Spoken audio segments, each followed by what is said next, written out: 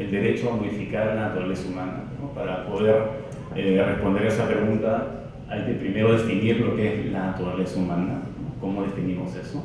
Ese es un problema importante para la filosofía desde sus inicios, ¿no? Esta naturaleza es fija, inmutable, varía con el tiempo, evoluciona. ¿Qué sucede? Está dentro de nosotros, ¿no? Se considera que es algo inherente y que tiene una posición, o se encuentra tal vez fuera de nosotros también. Es equivalente a nuestro ADN, ¿no?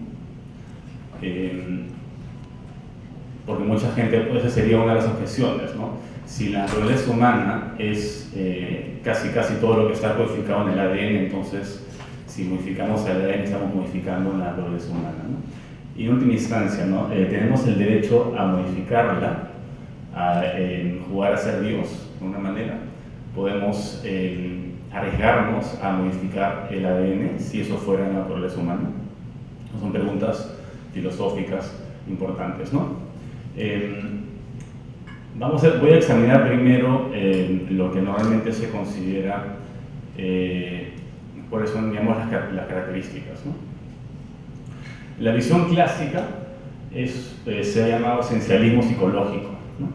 Que es la creencia de que los miembros de una especie comparten una esencia, una naturaleza interna que los lleva a compartir ciertas propiedades típicas y únicas de dicha especie, ¿no?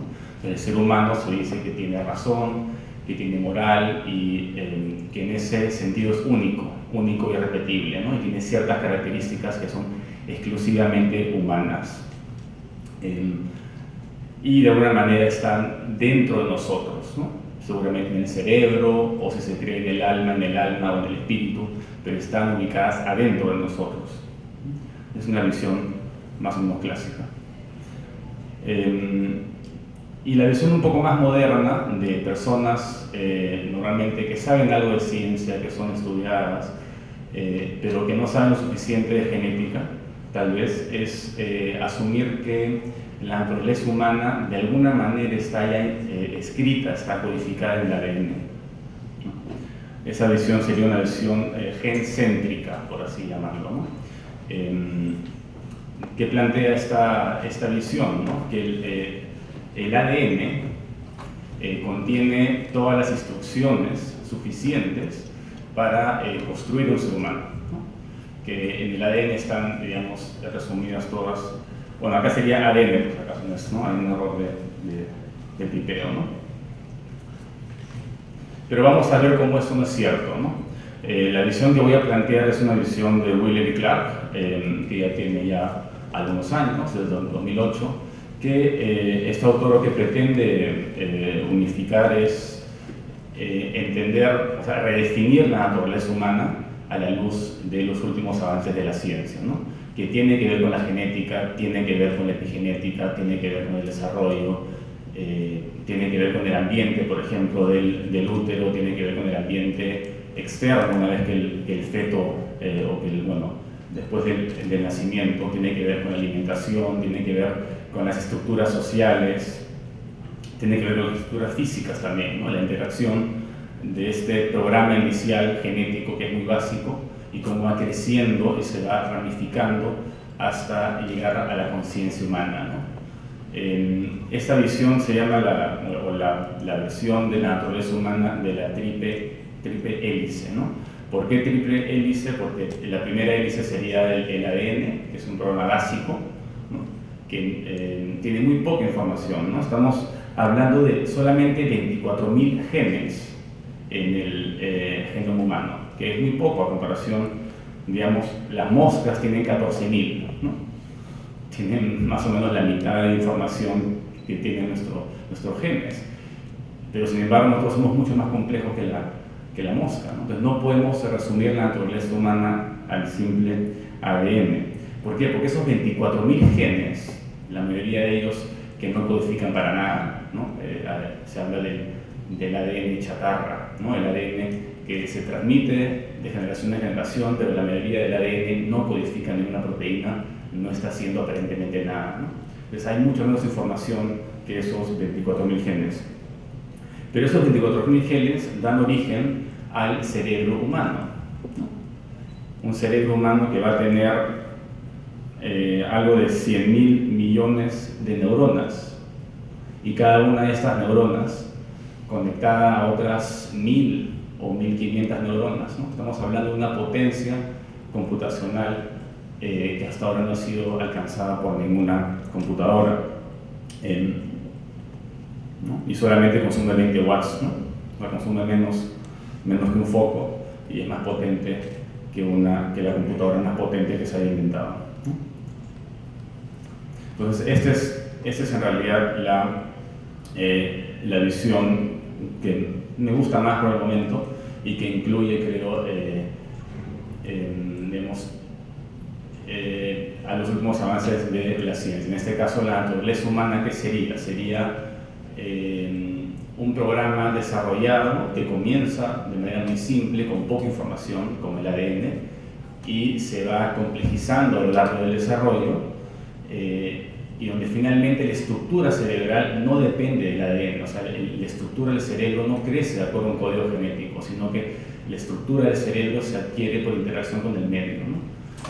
Por interacción con estructuras, con situaciones sociales, por ejemplo, interactuar con la tecnología, ¿no? Modifica nuestro cerebro, y finalmente también modifica nuestro ADN. Eso es interesante, ¿no? Nosotros tenemos la habilidad de manipular objetos porque los hemos manipulado antes, y al manipularlo antes por tantos millones de años, ¿no? 2.000 millones de años, varios homínidos manipulando diferentes objetos, ¿no? Al final, esa manipulación ha cambiado la estructura de la mano y el ADN también, ¿no? Entonces, nuestro ADN no es solamente producto, digamos, de un momento dado, o producto de la selección natural, sino nuestro ADN es producto de nosotros mismos, de nuestra interacción con el medio. Eso es importante, ¿no? Así que ya no, digamos, yo no creo que haya problemas, finalmente, si salto a la conclusión, en modificar el ADN, porque ya lo hemos venido haciendo de manera tal vez inconsciente durante millones de años. A la hora de manipular el medio, manipulamos también nuestra propia naturaleza humana. Y eso sucede también con otras especies, ¿no? La araña, por ejemplo, la araña a la hora de construir una tela de araña está modificando el medio, ¿no? Y su estructura también se modifica, las patas, la interacción que tiene con la digamos, tela de araña se modifica, y también acaba modificando su ADN, ¿no? Igual pasa con el castor que construye una represa, ¿no? Los dientes se modifican, las patas también se modifican para que pueda ser más eficiente en la construcción de ese objeto que él ha creado, y que finalmente la interacción con este objeto va a cambiar de manera definitiva el ADN de este mismo animal. Bueno, eso mismo pasó con el hombre. El hombre está constantemente, directa e indirectamente, modificando y mejorando su ADN. Sin embargo, me quedan 6 minutos, hay objeciones a la modificación genética. La más reciente es la que sucedió hace unos 3 años, no sé si se acuerdan, que estaban al tanto, que se creó la primera célula artificial, la primera bacteria, que le pusieron Cynthia, ¿no? El Dr. Greg, le llaman, fue el que creó esta. Y esta bacteria ha nacido de una computadora que codificó el ADN, unión por unión, le pasó una corriente eléctrica dentro de una carcasa de bacteria, y esta bacteria adquirió vida y se comenzó a replicar. Y el ADN, o sea, el padre de esa bacteria es una computadora, se llama Cynthia. Es el primer organismo sintético que existe, ¿no? Y bueno, eso causó todo un revuelo, ¿no? En realidad, cada vez que hay un avance importante en la ciencia, cada vez que se descubre una nueva manera de hacer las cosas, siempre aparece esa objeción, ¿no? La objeción de jugar a ser Dios, ¿no? Finalmente, la objeción de jugar a ser Dios, traducido en términos seculares, en términos no religiosos, sería la objeción de seguir lo que se llama el principio de precaución, ¿no? Entonces, hay que tener cuidado, hay que avanzar lentamente con la tecnología y no hay que, digamos, si tenemos razones suficientes para que un experimento genético funcione, y si se respeta este principio de precaución, ¿no? Que indica que si, digamos, hay una buena probabilidad de que los experimentos salgan bien y que haya una mejora en el ADN, que haya una mejora en la naturaleza humana, yo creo que deberíamos seguir ese camino, ¿no? Claro, esta es una postura, es la postura que adquiere este movimiento cultural de transhumanismo, ¿no? Que piensa que debemos avanzar con cautela, la bioética, la biogenética, tienen que ir de la mano, hay que avanzar con cautela, pero en última instancia esos avances son inevitables, ¿no? Si se prohíben, se harán de manera clandestina. Ya en Estados Unidos, por ejemplo, uno puede comprar las llamadas biopartes y ensamblar moléculas de ADN en su garaje, ¿no? Ya los niños, en el primero o segundo año del colegio en Estados Unidos, se pueden inscribir a cursos de biología, ¿no? O de bioquímica, y ellos mismos están modificando el ADN de bacterias con estas biopartes que compran en línea, en Mercado Libre, en línea, ¿no? Lo que hasta hace 5 o 6 años era una novedad. ¿Se acuerdan del chancho luminiscente chino? Los chinos fueron los primeros en introducir un gen de medusa luminiscente, un chancho, y fue toda una novedad. Bueno, eso ahora lo hacen los niños en un garaje en Estados Unidos, ¿no? Entonces es difícil que haya una provisión absoluta de la modificación genética, y también sería ciego darle la espalda a todos esos avances, ¿no? Digamos, en medicinas, en vacunas. En el futuro no se va a poder inyectar algún virus, ¿no? Que cambie la estructura del ADN, que antes no se podía modificar, y desaparezcan probablemente muchas de las enfermedades, ¿no? Entonces, este movimiento del transhumanismo lo que busca es eso, es informar a la gente, que la gente esté informada, eso es lo más importante.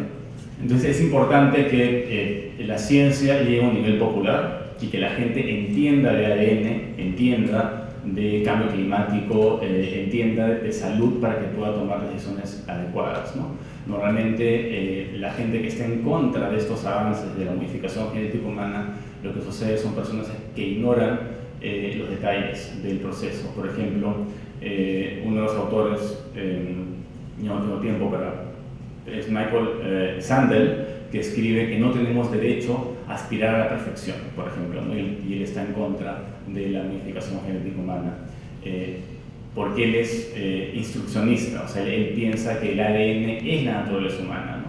Pero si entendiera un poco mejor, se daría cuenta que en realidad el ADN es el inicio de un programa mucho más complejo, que no es determinado por la genética, ¿no? Que es el programa que finalmente se estructura en el cerebro.